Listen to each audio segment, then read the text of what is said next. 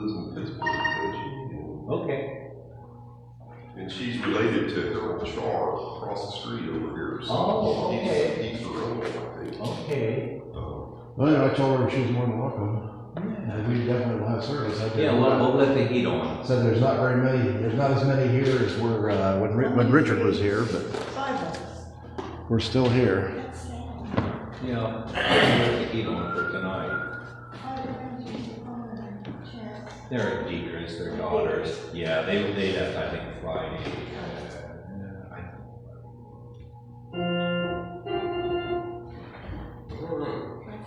And they told us that they wouldn't be here. And then Lou and Denise, I shared with you, Lou and Denise. Hi, Margaret. Margaret, You braved the fall. We're happy to see you. if I Had know you it's known? gonna be this bad, I wouldn't have come up. Yeah. Well, we're just glad you joined us. Yeah, thanks. I heard the fire department go out just a little bit. Yeah. Just a few minutes. Fire department. Oh, I love that sweater. That's adorable. I show up in this every Christmas, I think. I love it. It's so cute. Yeah. Let's give some hugs. Thank you. That's so nice.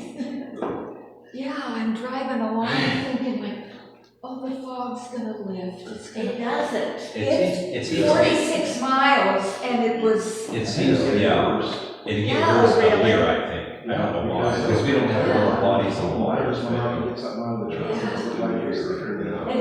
so still driving. It is, and it's a little answer today. And there wasn't Because much I know last room night, I for went to Eaton to meet friends, and that's about 20 miles from here, 18 miles. And it was there, but it wasn't nearly not as dense as it was this morning. And I didn't realize that until I left the house. Yeah. We can choose our best. Yes. I think It'll according be to the Weather Channel, it's gonna lift, so hopefully the drive back I think won't be it'll so be, bad. yeah.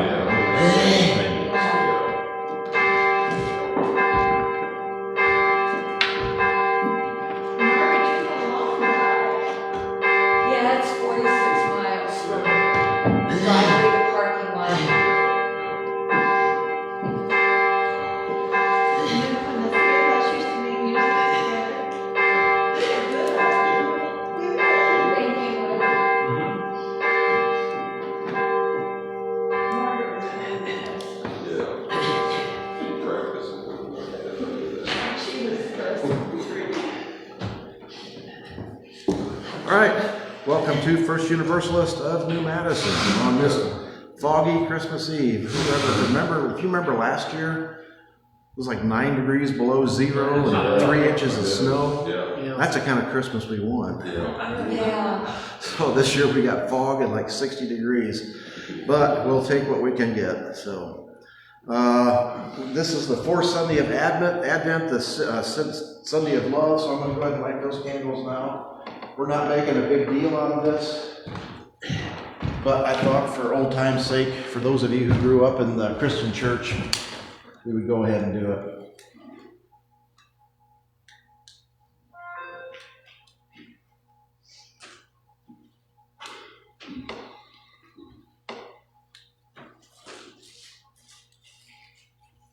It's interesting that I've never played this version of Silent Night.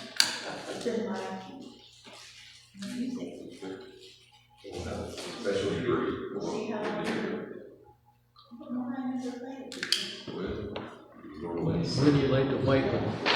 The white one is lit on Christmas Day. Christmas Day. And we won't be here Christmas Day, but we're going to have a little, Yeah. I'm going to do a little candlelight service tonight at 10, just so we can show pictures of what the church looks like. You're welcome to come, but you don't have to. It'll be on Facebook. And if the candles will stay lit. Got that other, one other. Whoop, that was down there. Wrong one. White one is tomorrow, but I think I'll probably light it tonight.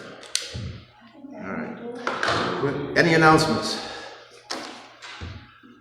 El Dorado is having a Christmas Eve service at 4. They'll have music and a sing-along, and it'll be an enjoyable service if you want to go to El Dorado Universalist or Unitarian Church in El Dorado at 4 o'clock. They would be more than happy to see you there. We'll be here at 10 tonight. You're more than welcome to come if you want, but it'll be on Facebook and YouTube. Anything else? What time tonight, Tim? 10. 10 o'clock. 10 o'clock. Midnight is just too late for me. And I would have done it earlier, but if they're gonna have theirs at 4 at El Dorado, I don't wanna conflict. I don't wanna get people driving all over the place. So. And I don't really expect anybody to come, but I mean, you're more than welcome to if you want to. It's gonna be mostly video, and I've got some CDs with Christmas music on it that I'll play a couple CD songs. So it'll be short and sweet. All right, anything else? Oh, the city is making us repair the sidewalks. I talked to the contractor that was working on the neighbors and got his card, but we're gonna talk to the city engineer or whoever's in charge of it, and I think we could probably do it ourselves, so anybody that wants to get their hands dirty and learn the concrete business. What did you say we were supposed to That do? What's that? What did you say we're doing? We're gonna do the sidewalks. The city is making us repair the cracked sidewalks. Just a few repairs. That won't be till spring, will You can do it anytime. You can pour cement anytime. We'll probably wait. I'd prefer to wait till spring. It depends if they have a deadline or it? not. I'm sure it's not. And if it's just a trip hazard and the grinding them off, I'll do that. I've got a grinder and I'll grind off the trip hazard so we won't have to worry about that. But pouring the concrete would be easier in the spring. But you can pour concrete any time of the year because concrete, as it sets up, generates heat. So you just put a tarp over the top of it so it doesn't freeze, and off you go. And I've got a mixer and have done concrete a long time, so we'll do it ourselves and save some money, I think. Is that the ambulance? Sound like sure. Can't tell. That's an unusual Yeah. siren. I've not heard one like that before. The fire department left just about 20 minutes ago, so hopefully something's going on. Hopefully it's not an I accident. saw on Facebook a fire around Holmesburg. Okay. And I don't know if you saw in the news, there was a death at 121 and 36, the roundabout, which usually stops any intersection crashes, but it turned out, as I understand it, was an older gentleman who just went off the road and He had a heart attack. yeah, he was probably dead before he crashed. He went through the roundabout, didn't he? I don't know what the I think particulars I think he were. went over the roundabout. He went over the top I of think it. so.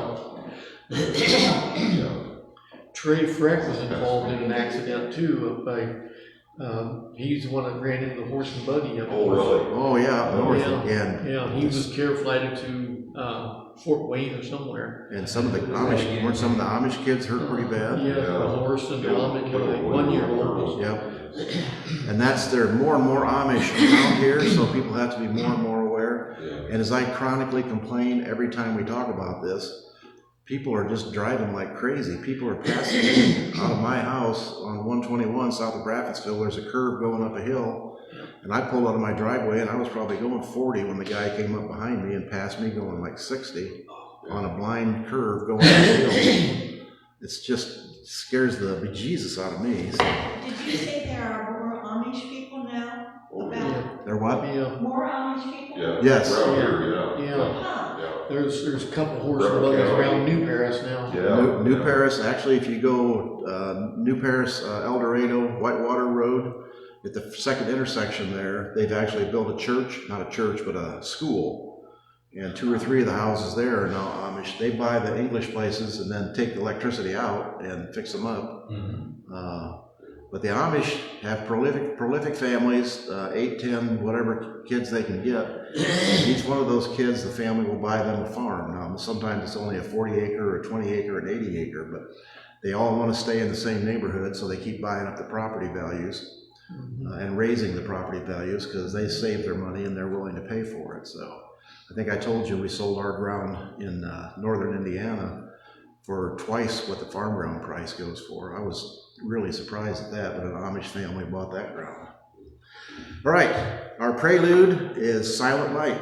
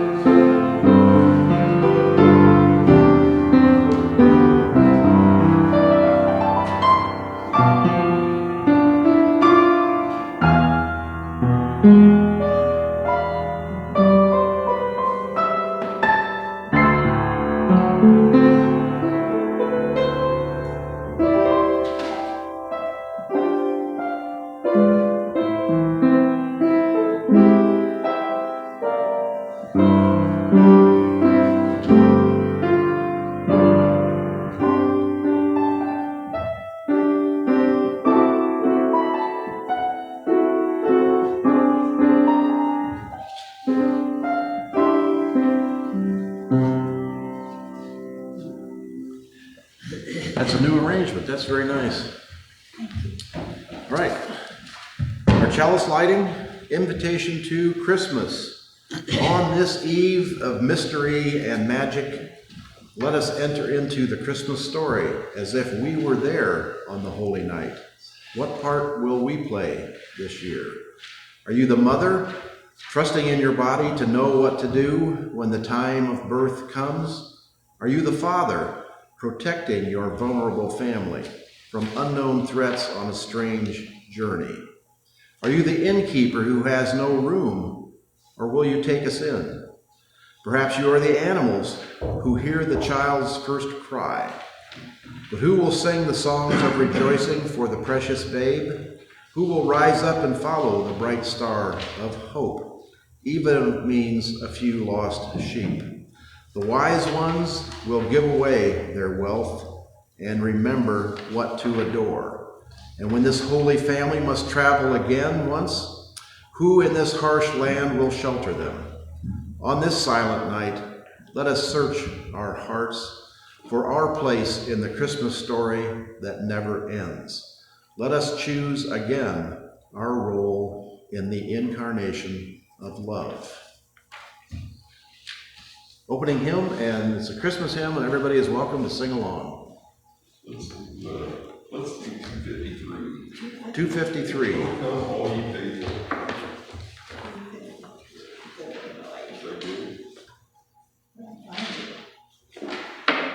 It's right after 252. Sandwich between 253 and 250, or 252 and 254. Yes.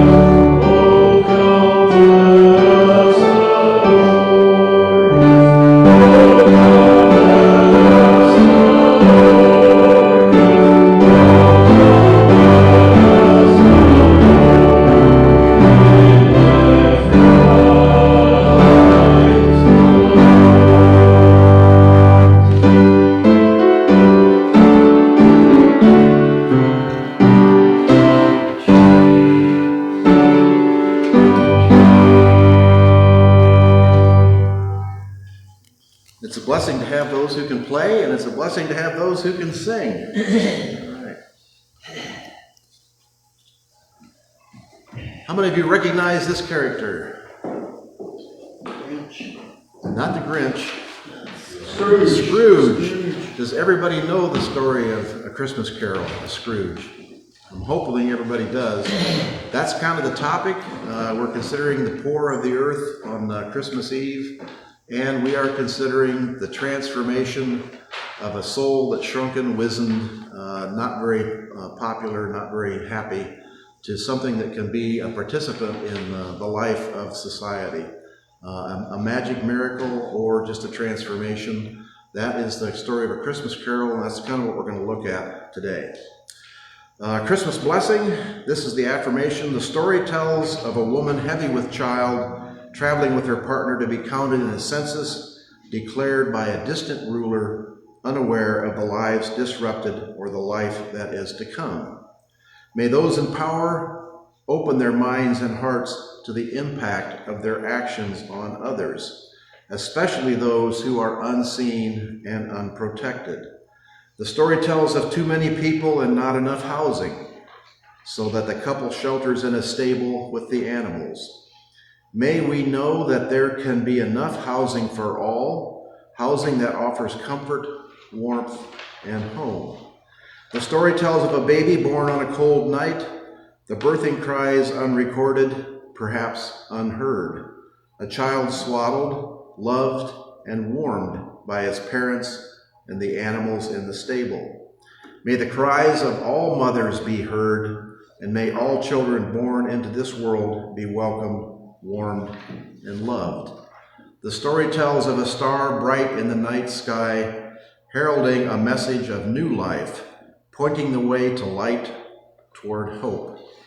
May we have glimpses of the stars on these long, dark nights. And may we see in the starlight a message of life, of hope, of light. May this be so. Blessings to you on this holiday season. This is particularly poignant as it talks about the cries of mothers be heard, and may all the children born into the world be welcomed. 20,000 have died in Palestine. The majority of those have been children, and many more have been women. The Israelis have counted 2,000 to 3,000 fighters that they've killed. Hostages have been killed. Innocent men have been killed. At the Christmas season, it is a terrible thing to behold. All right, joys and concerns. And Israel, Palestine is one of our primary joys and concerns. We still have our sunflowers. Ukraine is one of our concerns. We do not want to forget the damage that's being done to the Ukraine and the questioning that's going on in our Congress as far as support for the Ukrainians. If we do not support them, they will fail in their effort to stay free, and who knows what that will unleash on the world. So we've talked about that before. Anything else? Jim, I think you stated it very well in terms of the tremendous need in the world, particularly for peace in the Mideast. And that last line, the chalice lighting, really struck me. It says, "Let us choose again our role in the incarnation of love." Because there's not a time for extending our love and support. I think this is one of the times. And I think we all need to be mindful of Christmas, particularly in our giving spirit, to help those relief organizations, hunger relief, Doctors Without Borders, and similar organizations like that. So I would say that's my concern, and also my hope for all of us to be able to, in some ways, support those. And then the only other one that I wanted to bring up was we received a note from Lou Reprovic this past week, and his wife, his mother-in-law, Denise's mother had been ill, and unfortunately she's had a very serious stroke. They're both in Ashtabula, so let's remember them, Lou and Denise, and their families, in our thoughts and prayers as well. Yes, that slipped my mind. His mother-in-law was doing well and then went to visit the father who was not doing well, and he was the main concern of the family, and then she had a stroke there, so Christmas is not a happy time for that family. All right, Margaret. I'm working on a project at home of compiling all the addresses and contact information for my first cousins and their children. And in doing that, I had to go online and try to figure out how to research and find information and stuff. In doing so, I found out that one of my first cousins passed away in May, and I didn't know. Mm. And another one, she had cancer of the sinuses, and it's turned out it's incurable. So she's in palliative, I think that's the word. Yes. Palliative care. Yeah. I'm not sure what that means, but it's really so sad, and that's one of the reasons why I want to get back in touch with all these people I grew up with, because there were 21 of us and there aren't any more. So we're all getting older, and I want to be sure that they know I'm thinking about them. So I'd like to light a candle for little Rita, who passed away, and Mary Lisa, who's in palliative care. All right, a candle for little Rita and Lisa. Mary Lisa. Mary Lisa. Palliative care is what happens when you yourself recognize that there is no hope of a cure, and the goal is to keep you comfortable. Palliative care, you have spiritual help, you have pain control, you have people there to look after your daily needs. There is no attempt at, and no figment of imagination or no pretense that you're going to be cured, but it is to make your passing something that you are happy with. Sometimes people don't have a choice when they leave this world and enter the next. The best thing is to give people as much choice as possible. Let them control their environment and let them choose what they want to do. They found that as to be the most helpful thing. And it has done wonders, I think, for the passage of time and the passage of people as they go to the next world. Isn't that what hospice provides? Yes, that is the goal of hospice. Yeah. And we can get into that later. I have a kind of everything in America is financially driven. And I've got kind of a bone to pick with hospice because they make the family, the family does all the work on hospice. The hospice aide will come out a couple times a week to give a bath. The nurse will come out once a week to check. But they dump all the medication on you, and the family administers the medication. The family feeds the patient, changes the diapers, takes care of everything else. Hospice gets paid hundreds of dollars a day to basically manage the case, and you do all the work. Now hospice, if you get to the situation where it's too much work, they have inpatient hospice, and you can have your loved one taken to a hospital or a hospice building, and they will watch them for 24 hours a day for the same amount of money. So, and I think their thought is that kind of balances out. They're making money hand over fist when you're doing all the work, but they're probably losing money when they have 24-hour nursing care and 24-hour observation in a hospital bed, because those are extremely expensive. So it is still a worthwhile obligation or a worthwhile endeavor. Very worthwhile to help families. They have a hospice chaplain, will help you through the grieving process, will help the patient come to terms with what's going on. Sometimes people just need a permission to talk about these things. The more you talk about it, the more you're open with your family, the easier and the better the passage will be. All right, anything else? Right, one final candle for those thoughts and prayers, those fears, those trepidations which we have not brought to the surface, which we may not even be aware of. And I guess I'll light another candle, excuse my tardiness here. For all the people that I work with, every one of them, literally every one of them has come and asked for money for Christmas because they're short from what they're making, what they're earning. And I've loaned out a bunch of money, so we'll see what happens with that, which is kind of what happened, kind of what's spirited. I don't know whether I'm Scrooge or I'm or Marley. I don't know whether I'm Marley before or Scrooge now, so we'll talk about it as we go through it. All right. Our children's story is, and I've got a bunch of stuff here that I'll show you.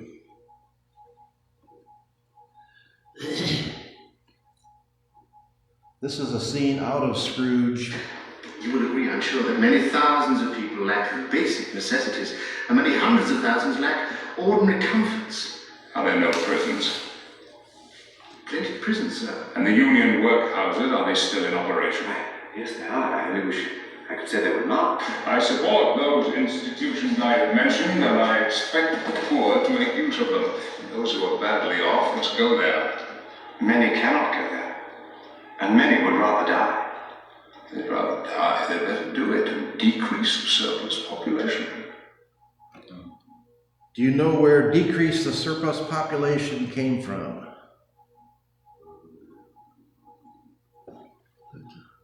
Have you ever heard of Thomas Malthus?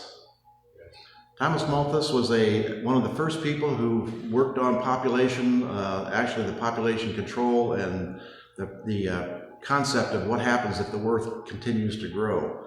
And his conclusion was the earth can only support a certain number of people, and when the resources run out and there's too many people are going to start to die. So his concept, Thomas Malthus, was that the surplus population needs to be allowed to die. That was part of the concept in the early 1800s, and that's what Charles Dickens, who was of what religion? Charles Dickens was a Unitarian Universalist, which I thought was interesting. The reason we're looking at Charles Dickens in A Christmas Carol, he embodies the yin and the yang of life. He traveled around, he was a successful writer as he traveled around. He saw what was happening in England at the dawn of the Industrial Revolution. Children were being put to work. Girls, like 8 years old, were working in garment factories 16 hours a day, 6 days a week. Young boys as young as 6 and 7 years old were working in the coal mines and the tin mines. I showed you the picture of the horse that drags the cart through the mines. They had shafts that weren't big enough for a horse that little kids would fit through on little wagons.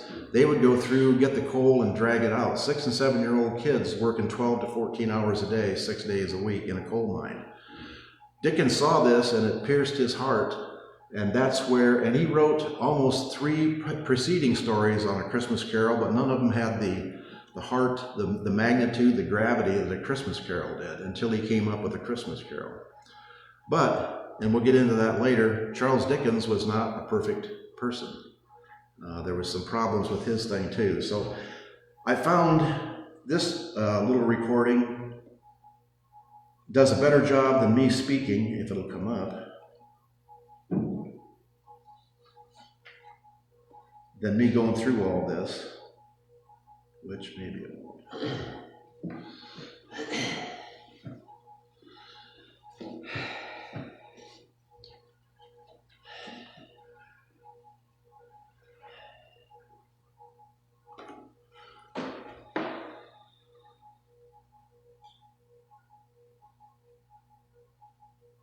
No, I may have to speak it.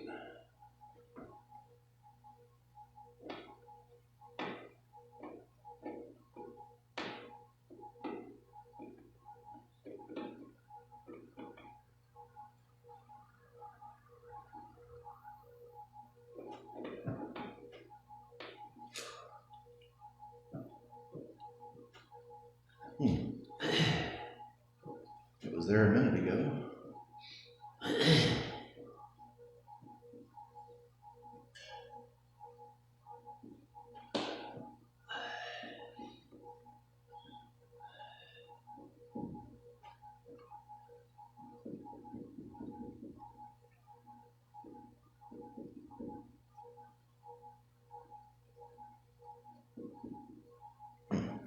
All right, this was a story, it's by Time Magazine, did a compilation of the history of the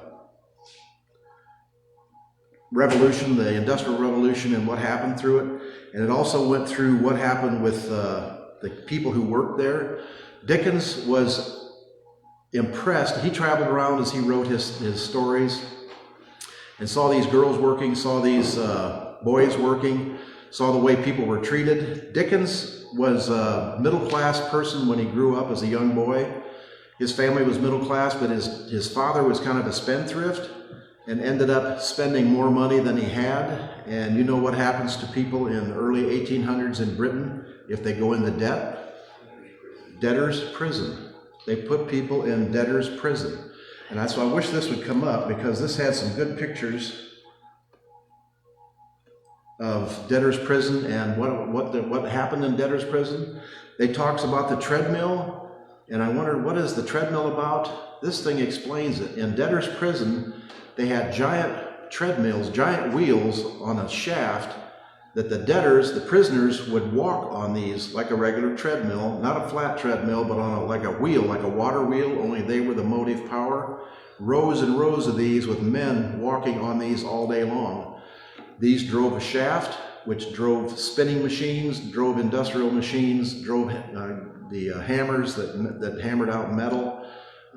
They were the motive power. They were the water, the wind, the coal. Debtors serving their prison sentence were basically galley slaves. Instead of rowing the galleys on the water, they stood on the wheels and turned them around. His father ended up in one of those places. Dickens was extremely upset with his father. A love-hate relationship. He loved his father, but he hated his father for what his father had done to the family. Dickens, at the age of 11, had to give up. He gave up all of his books, all of the things and he was a writer even at age 11 and 12. He was creating stories. Had to sell all of his books to help support his mother and his brothers and sisters. He had to get a job in a bootblack factory. And a bootblack factory was basically a factory that made leather boots, which everybody wore in England, and where they put the blacking, the polish on it, and that's all he did all day long was smear polish on boots and then polish them up and then pass them on to the next one. He basically worked his way out of that and kept on writing, and as he got into his 20s and 30s, he made lots of money and with his stories, and what was very popular as a writer. Pickwick Papers. I've never read any of his other books. The only one I've ever read is A Christmas Carol, but he has a long history of books and was very popular in those days. The trouble is his money started to run out, and he was starting to get in debt, and he already was married and had 5 kids and had another kid on the way, plus he had a family to support, the existing family to support. So he took these ideas that had been mulling around in his head of what was happening in society, and he turned those into A Christmas Carol, and he did it in like 4 or 5 weeks. Every night he would walk the streets of London and think on how he wanted to do this, and he wrote it in 4 and 5 chapters. And if you know the story, the beginning story, when Scrooge is in his office and his nephew Fred comes in, and he's bah humbug on Christmas. It's just a time to pick a man's pocket, and when Cratchit wants to take a day off for Christmas, it's like he's being robbed because he has to pay him a day's wages for not working. Then the second chapter was when Marley appears and he starts to see the 3 ghosts. Part of what was interesting, I'm going to jump around here because I planned on all this being in here. The history of the Industrial Revolution and the history of Christmas changed with the advent of Charles Dickens. At that time, that was when Queen Victoria and Albert came from Germany. Christmas was not being celebrated. Boxing Day was the big day in England at that time to celebrate. Christmas was just a day off of work, and there wasn't much else done with it. When Dickens came along and wrote A Christmas Carol, he created the whole celebration of Christmas. Albert and Victoria had the first big Christmas tree because it was a German tradition. As soon as the Queen did it, everybody in Britain wanted to have a Christmas tree, so Christmas trees took off. Caroling was basically nothing. You'd sing a few songs in church and that was it. With Dickens and A Christmas Carol, people started to go out and carol.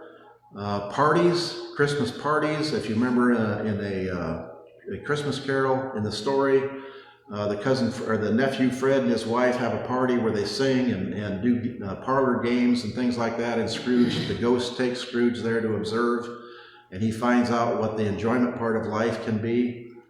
A little side note, you know why Scrooge had that distaste for Fred when he came in the office?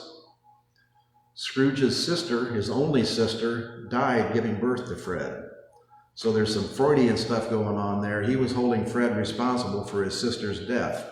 And if you remember when the Ghost of Christmas Past, Scrooge actually was in a school, a distant school, where he was abandoned or sent by his father, and not much contact until his sister came to get him and said, "Father is behaving better now and is friendlier and is not as mad as he used to be." Scrooge actually experienced that. So when you see the example in the story, that's part of Scrooge's history has been put into this story. It's kind of like a Freudian thing which is laid out and he developed through it. And then he goes, they did a little bit of history. Ebenezer Lennox Scroogey. You wonder where the name Scrooge came from? Scrooge was noticed this tombstone when he was visiting Glasgow. There was actually a person named Ebenezer Lennox Scroogey, and that name became Ebenezer Scrooge in the story. There was, when he was a boy and working in the town he was in, there was a corn merchant, which if you know British slang, corn is what they called wheat. We call it ear corn, but for the British, that's wheat. Anyway, a merchant that sold food was Scrooge and Marley. Scrooge and Marley. All these things, people have researched where the story came from and how they built up the story. He had Dickens had a nephew, Henry, who was a crippled boy, 5 years old. Tiny Tim had his inspiration there. So, Dickens changed Christmas. Christmas cards came into existence after the Christmas Carol. People started to send each other Christmas cards. Christmas trees, celebrations, games, dances. Do you remember Fezziwig? They had the party at Fezziwig's when Scrooge was a young man and learning the business world. And Scrooge remarked even to the Ghost of Christmas Past, what a control, what a power this man had over our lives. He could make our lives miserable or he could make our lives a joy. And Fezziwig every year threw a big Christmas party, closed the office where they sold the corn or wheat, and everybody, he paid for musicians and they had food and drink and everybody danced and had a good time. How many of you have seen Scrooge the musical with Albert Finney? Anybody seen that? That is our Christmas movie. We have watched that movie every Christmas for, I'd say, probably 40 years, since the 80s. Every Christmas when the kids come, we have Christmas dinner and then we watch Scrooge the musical. That is such a fantastic, it takes the story of Scrooge, but it also puts it into music and has some really interesting interpretations. It doesn't follow the exact story, but it follows the storyline. I think what I'm going to do is next week or the week after, we'll have another movie after church, not next Sunday, but some Sunday after that. And I'll show that movie if anybody wants to see it. Because I'm going to watch it again anyway, so you're not obligated to come, but it'll be here if you want to see it after church. And we'll have some snacks too. So, the yin and the yang, the good and the bad. Dickens supported the treadmills. Dickens supported flogging. The reason Dickens supported flogging is what happens with poor people. How many of you have experience with poor people? Let me tell you, again and again and again, poor people have their hand out all the time. Sometimes they just can't help it. Christmas season comes, they don't have enough money. Can I borrow money to buy Christmas? When it comes to pay back money, we'll see how that's going to work out. Dickens was affected by that too. Dickens also had a dark side. His wife, who gave him, I think, in total 8 or 10 children, he eventually forced her out and separated her from the family and denied her access to the children and got a mistress. And basically, from the reading I've got, he kind of forced himself on the younger woman and kind of corralled her into being a mistress. It wasn't like somebody as a temptress came up and lured him away. It was like he went out and found somebody. So he was not an angel, and yet this is the same person who saw the way kids were being treated, who saw the way poor people were being treated, and created a story. He was a master writer, created a story that reaches into all of our hearts and touches all of us and makes us want to be a better person, even though he didn't manage to become a better person, totally a better person at the end. The answer being, or the solution, or the rationale being, nobody is perfect, nobody is perfectly bad, and nobody is perfectly good. Each of us has positives and negatives, and that's what we have to work on, is accenting the positive and decreasing the negative. All right.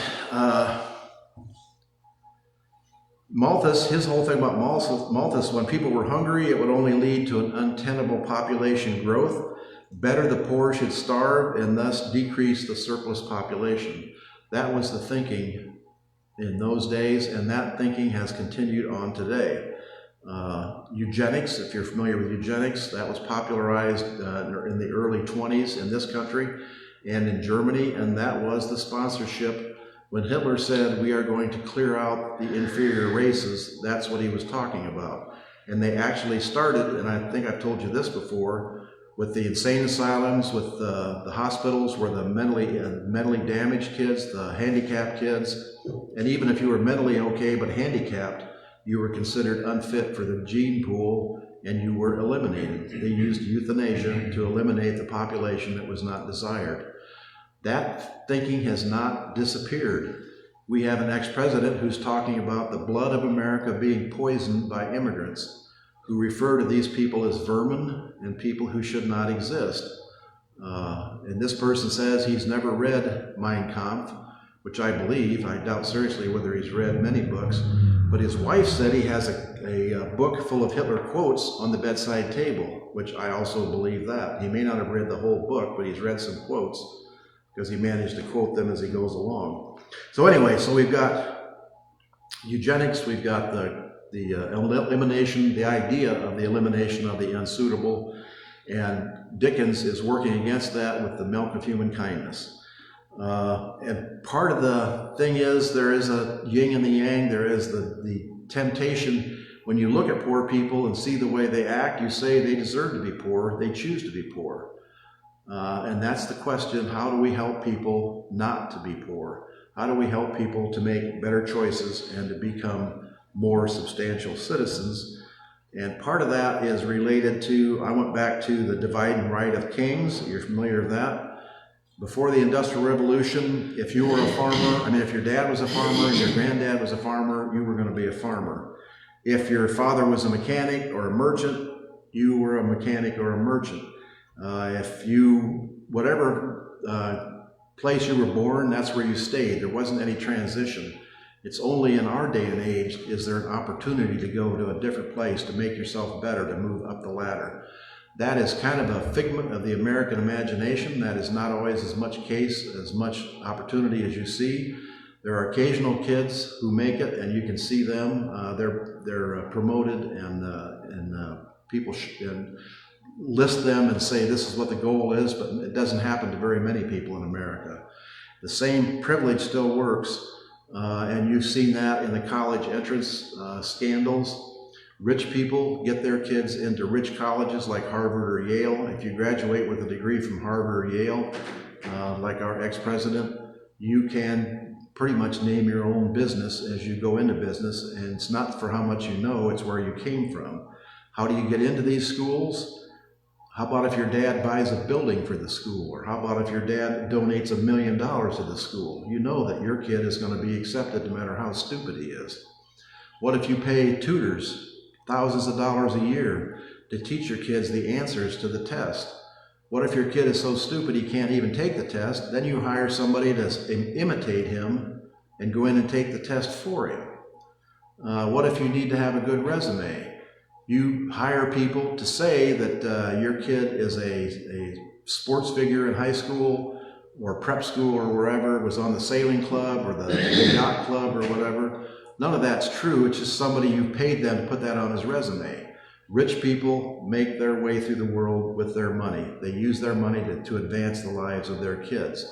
Nobody objects to you trying to secure a good future for your kid, but you should do it in the ethical way, is what we're saying.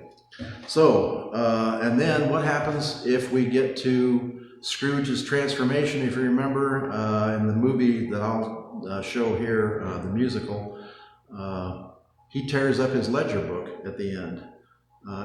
Everybody who owes me money does not owe me any money anymore. And Scrooge loaned everybody money.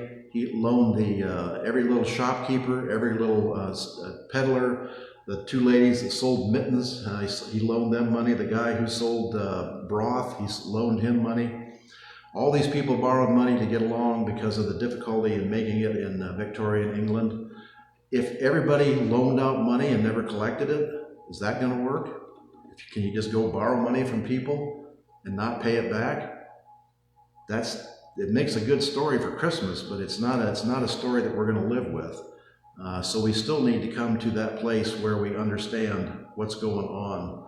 And we need to come to some place to rationalize, to use science and our human understanding to figure out a way to help people become better people, to become more responsible people. That is the goal as we go along and as we do more research, as I do more research.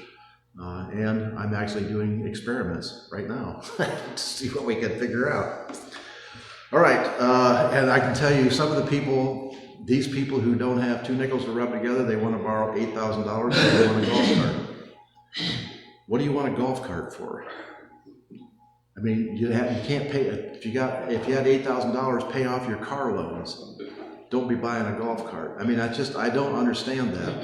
And if you grow up with a depression mentality, which I must have, even though I was never into depression, somehow it got injected into me. You pay your debts, you pay your bills, you pay your phone bill, your electric bill, and you do all that before you do anything else. You don't go on vacations on borrowed money. You don't even borrow money at 25% interest. You put it in the jar and save it up, and then you spend it, you pay cash and get it for cheaper. You pay your credit card every month, and then you get a discount. You don't pay 21% interest. I'm preaching to the choir here, but I preach to these people all the time, and they don't listen. So, all right. How do we create WASPs, white Anglo-Saxon Protestants? That's the question I'll leave you with. Comments? What you're talking about, the basis of it is what is right and what is wrong, and how do you determine it, and what is good government, and how do you determine that, and that's actually a double issue, because in societies you have government and you have an economic system. And they sort of run together to drive society forward. And how do you determine what's a good economic system and what isn't? I did 9 years of that at Bright State, and I can tell you it's very complex. Very complex.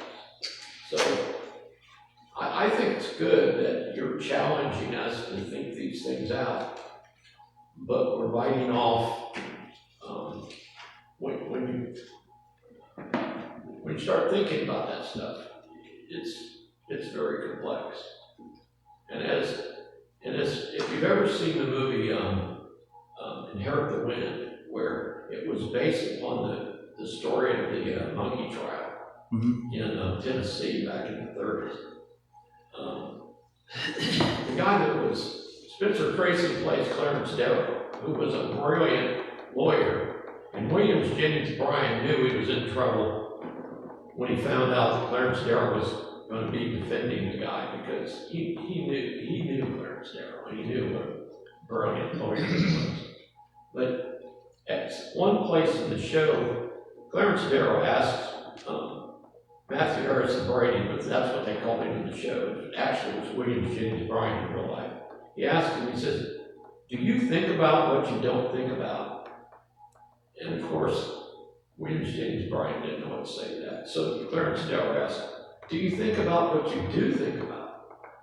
And once again, Clarence Darrow didn't know what, or Williams Jennings Bryan didn't know what to say. That actually happened in real life, that stuff. And thinking about things like what you're talking about is very complex. Very complex. And what was the outcome of that trial? Well, the teacher ended up getting found guilty, but they appealed it, and I don't know whether the appeals, whether they ever found him not guilty or not, but that whole thing was a setup. That the teacher that was being tried, they talked him into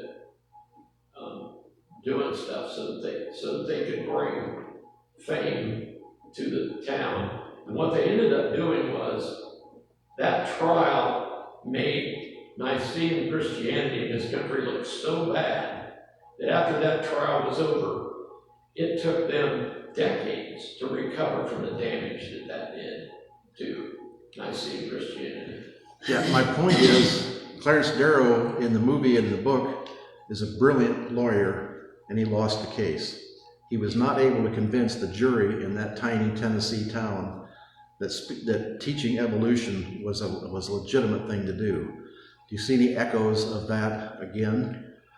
Things have not changed. Florida, Tennessee, Kentucky, Nebraska, Kansas, teaching of evolution, they're trying to outlaw it. They're trying to outlaw any mention of sex. I told you about Colorado, or I think it was Wyoming, where Unitarian Universalists are having sex education classes in the church because the schools will not allow it.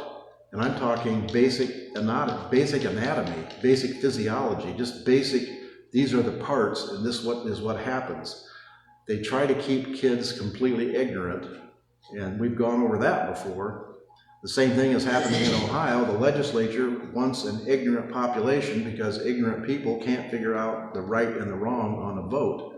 And people are not that stupid. With the last vote on abortion, the right to choose, the people of Ohio, even in the face of millions of dollars of ads and the governor and all the legislature being against it, the people of Ohio voted 57% to say that some kind of choice is necessary. They didn't specify what kind. And now what is the legislature doing? They're working around to craft legislation to make choice unavailable, even against the passage of the amendment. So the struggle never ends. We are looking for a way to reach people who don't think too well, as you said, to help them think better. And we can't do it through the schools, so we're going to have to figure out another way to do it. So I'm preaching to the choir again. Okay.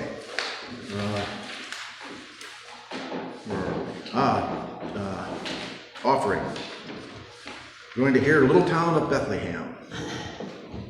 If you have something to share, please do. If you need something, do not hesitate to ask us.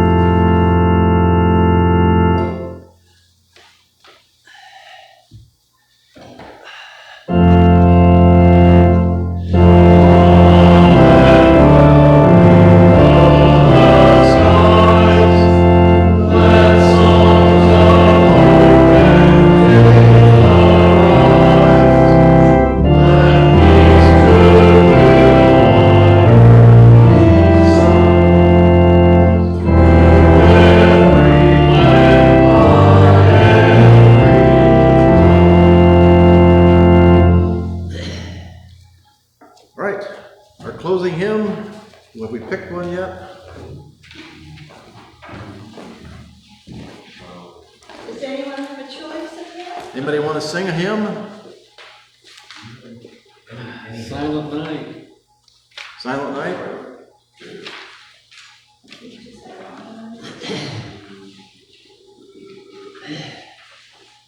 251. 251. 251. 251.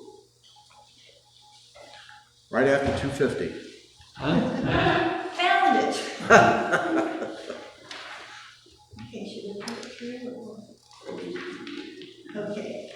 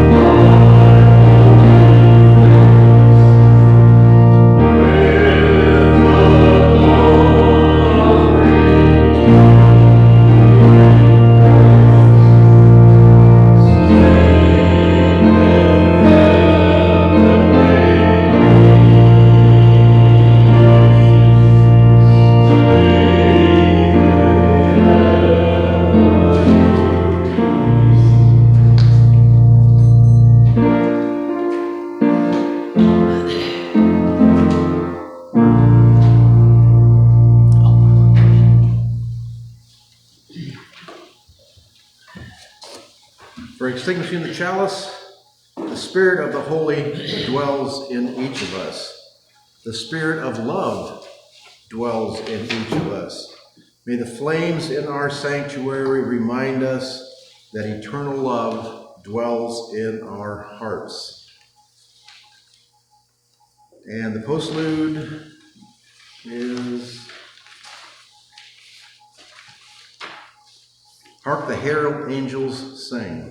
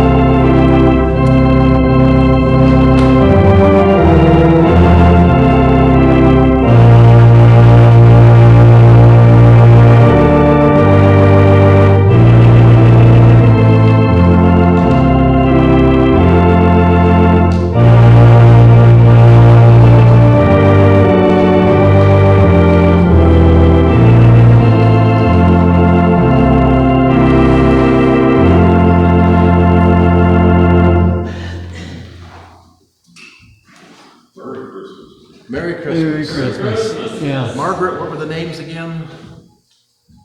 Of my cousins, Yes. little Rita, Little little Rita, Rita and Mary Lisa. and Mary Lisa. We'll leave one candle burning for a while longer to keep their memories and support their families. That is the real meaning of Christmas, as family. Even Dickens kind of implanted that in our hearts. So enjoy your families. Hopefully they're near to you. If not, call them on the phone or do some kind of internet message. Do something to connect with your families. Even those who maybe you've been estranged from, it doesn't hurt to go ahead and try. You lose nothing by sharing love. So, all right. Our final picture, I brought my sleigh down from Indiana. Not only do I not have a horse to pull it, Curly is in training, and so he's not able to pull a sleigh. We don't have any snow anyway. So I have my electric deer, and if you drive by my house at night, that's what you'll see out in front. All right. Oh, nice. Real nice.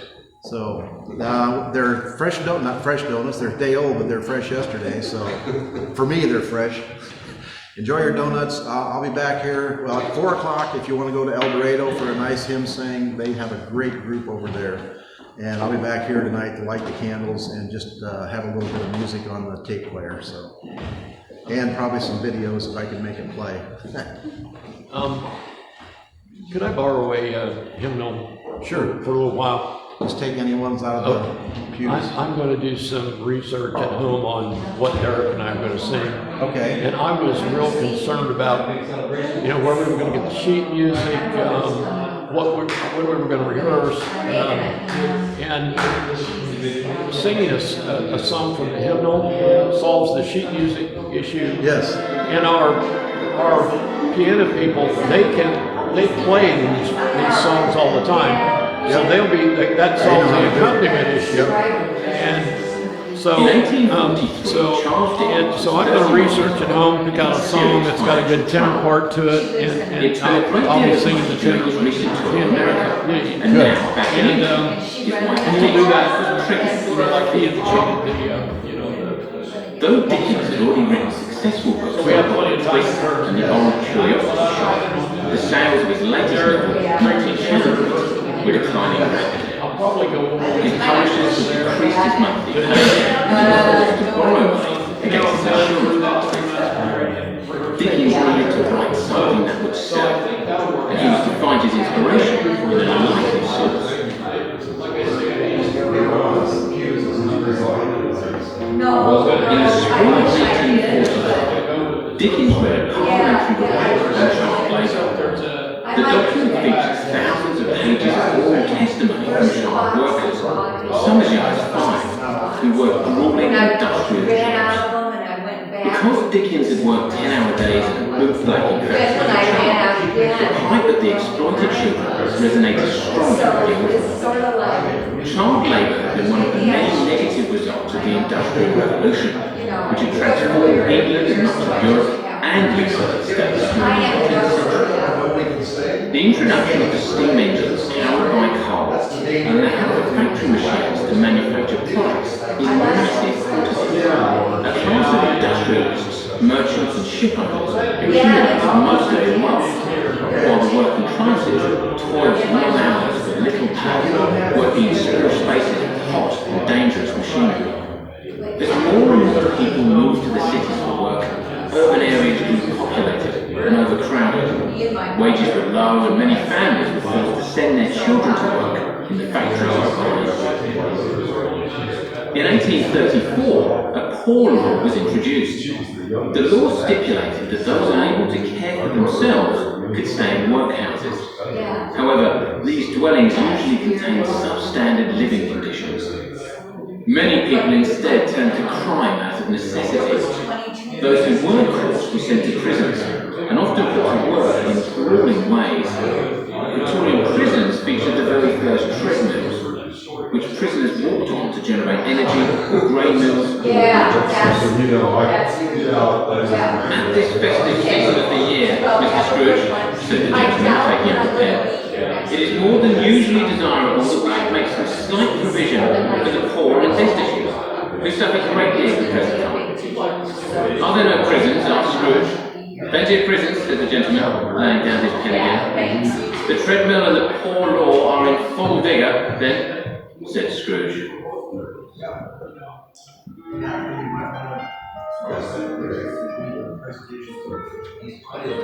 In October 1843, Dickens took a long walk after attending a charity fundraising event in Manchester.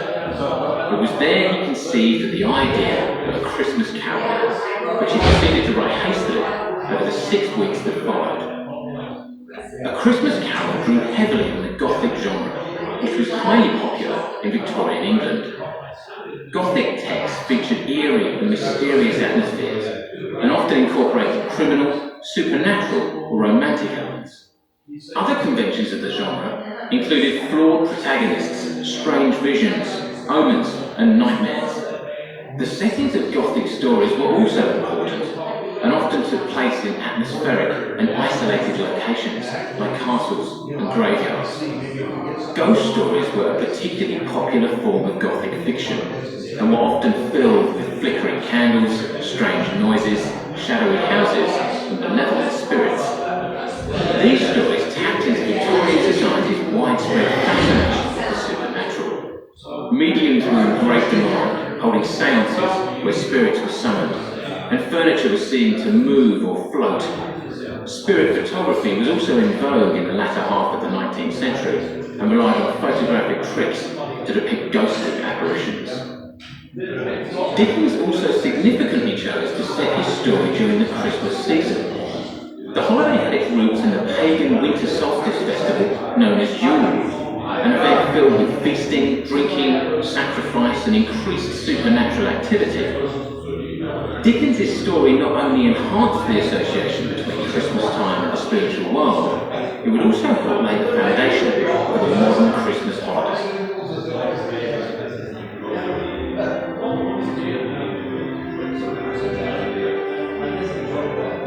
From the Middle Ages, Christmas grew to be celebrated on the 25th of December and associated with the birth of Christ. Festivals and church services were held annually in its honour. Yet by the 19th century, many of the holiday's traditions, like Christmas carols, had declined in popularity. For much of the population of England, Christmas was little more than a 2-day reprieve from grueling industrial life. The Christmas holiday began to undergo a gradual transformation following Queen Victoria's ascension to the throne in 1837. Her husband, Prince Albert, brought over the tradition of the Christmas tree from his native Germany in 1840. When an engraving was published in 1848 featuring the Queen, the Prince, and their children decorating their tree, the Christmas tree became immediately fashionable. 3 years later, Sir Henry Cole began selling the first Christmas cards in his art shop in London for 1 shilling each. Then, in 1847, the confectioners invented the first Christmas crackers. However, it was arguably the publication of A Christmas Carol on the 19th of December 1843 that had the greatest impact on the public's perception of Christmas time. The book was an immediate success, and its first print run sold all 6,000 copies in less than a week. More than 15,000 had been sold by the year's end. The book touched its readers and helped imbue Christmas with the values of charity, family, generosity, and gratitude. Christmas carols saw a resurgence in popularity following their appearance in the book. To this day, The Christmas Carol remains a beloved seasonal favourite, both for its eerie narrative and humanitarian message.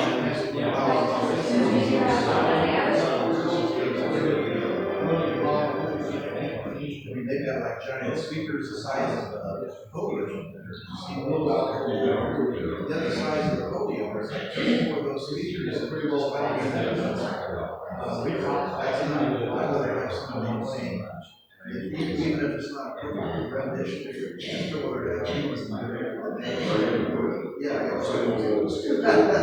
Yeah. Well, we did move up to division though last year, so we should be getting a little bit more competition. Yeah. Enjoy it.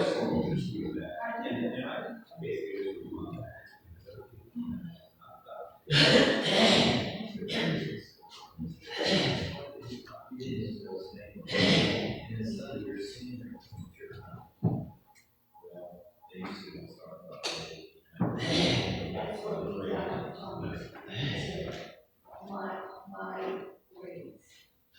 was he? No, he's in that. I've been talking to your boy. Eric and I are going to do a duet. We're going to on Fall Sunday. And in order to express the accompaniment issue, I'm going to pick a song from him. So as soon as I get a song, I'll let you guys carefully Take your time, It's one of them really good piano players. enjoy your business dinner with your brother and your Yeah, I'll just let you know, it'll be like a third hymn. Well, just being there. Yeah. So I was a little bit concerned about if I pick sheet music, then I know some of the sheet music. Say hi to Cecil. Hi, Cecil. Some of the sheet music that we use here in the chorus, we have a really good accompanist on the sheet struggle with some of this. Some of it's really hard. The accompanist part. Right. But you guys play the songs from the hymnals all the time. So I think that Yeah, we know those. you know those, right? So I'm gonna, for our maiden voyage, I'm gonna just do one from the hymnals. Well, by the way, Tim, do you know, does El Dorado have the same hymn we do? Yes. Okay, the great one. Okay, so that's all.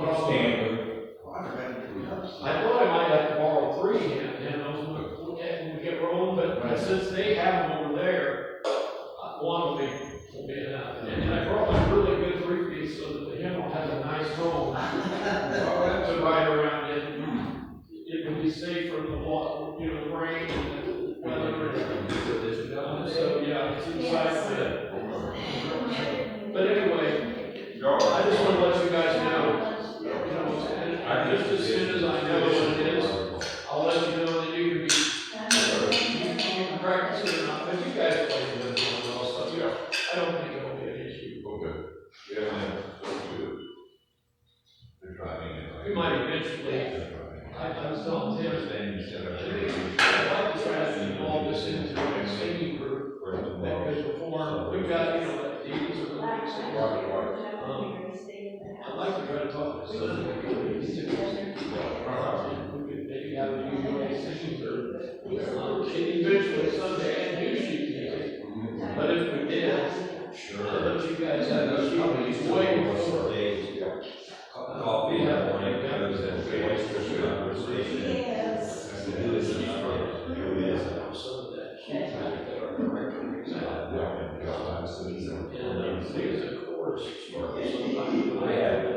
I have 4 grandnephews and nieces, 3 boys and a girl. And we had that when they said, I said, it's a challenge. So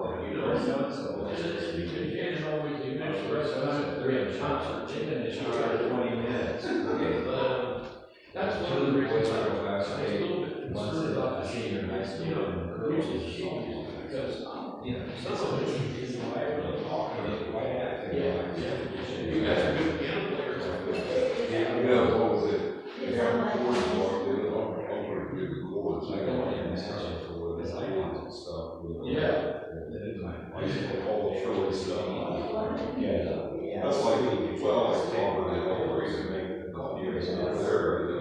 He likes to do all these arpeggios, everything's quiet. All these runs and everything. Yeah. You know, it's the way singing he is. Yeah.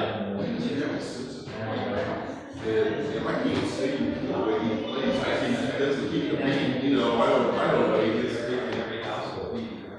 He's a good piano player. He is a good piano player.